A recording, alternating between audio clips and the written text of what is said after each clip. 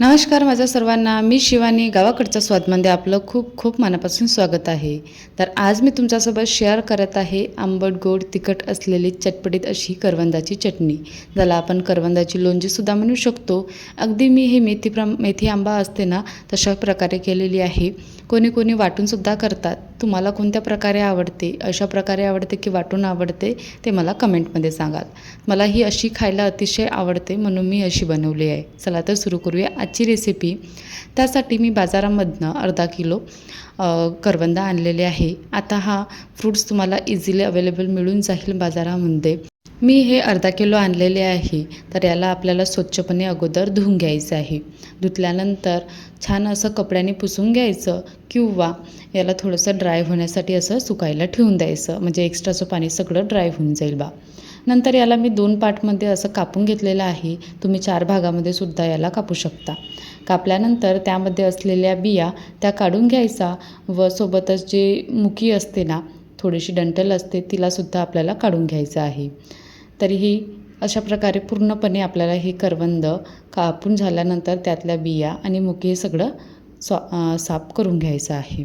यामध्येच थोडासा वेळ लागते, बाकी काही करायला जास्त वेळ लागत नाही. शिजायलासुद्धा जास्त वेळ लागत नाही, म्हणजे करवंद वगैरे, बट हे फक्त बिया वगैरे काढायलाच थोडासा वेळ लागते.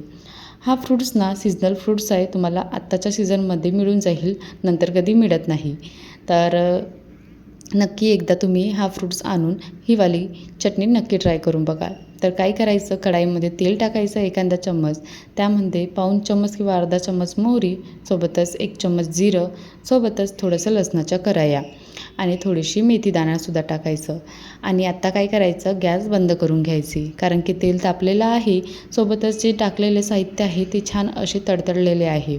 आता आपल्याला यामध्ये लाल तिखट टाकायचं आहे. ते करपून जाईल बा, यासाठी एकतर गॅस बंद किंवा लो ठेवून द्यायची. तर यामध्ये नंतर आपल्याला 1 चम्मच लाल तिखट टाकायचं आहे, सोबतच पाऊण चम्मच हळद टाकायची आहे. हे थोडंसं मिक्स करून झालं की यामध्ये चिरलेलं करवंद टाकायचे आणि यालासुद्धा आपल्याला मिक्स करून घ्यायचं आहे. आणि नंतर यामध्ये चवीनुसार मीठ टाकायचं आहे. मेन म्हणजे तर ह्या फ्रूट्समध्ये आपल्याला vitamin C, fibre, iron, antioxidant, calcium, minerals इत्यादी प्रकारचे पोषक तत्व मिळते. तर हे पदार्थ तुम्ही हा फळ तुम्ही नक्की खाऊन बघाल. आणि मेन म्हणजे तर आपल्याला सपोज पाचक तत्व आपलं बरोबर नसेल, त्याच्यामध्ये सुद्धा आपल्याला हेल्प करते. आणि रक्ताची कमी असेल ना, त्याच्यामध्ये सुद्धा आपल्याला मदत करते रक्तवाढीसाठी. अशा प्रकारे हा पदार्थ तुम्ही नक्की एकदा तरी बनवून बघाल.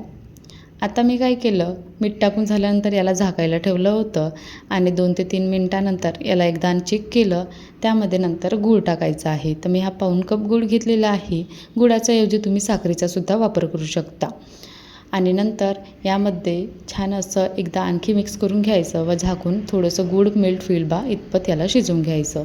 तर आता मऊसूर झालेला आहे. तर यामध्ये मी फक्त पाऊण कप थोडंसं पाणी टाकलेलं आहे आणि आणखी याला 1 ते 2 मिनटं असंच शिजवून घ्यायचं.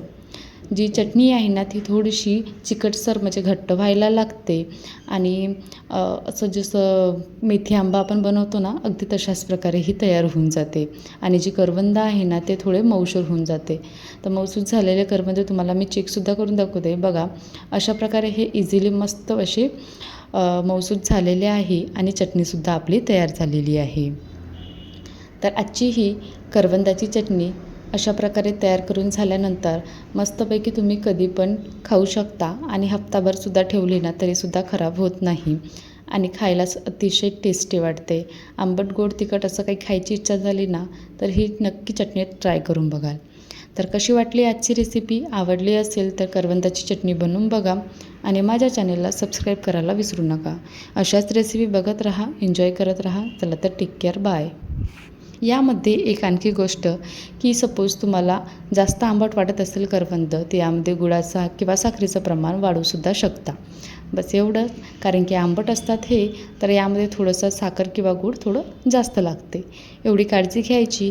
बाकी ही चटणी 5-10 मिनटामध्ये, कमीत कमी 10 मिनटामध्ये लवकर तयार होऊन जाते. खूप जास्त असा वेळ लागणार नाही. चला तर बाय.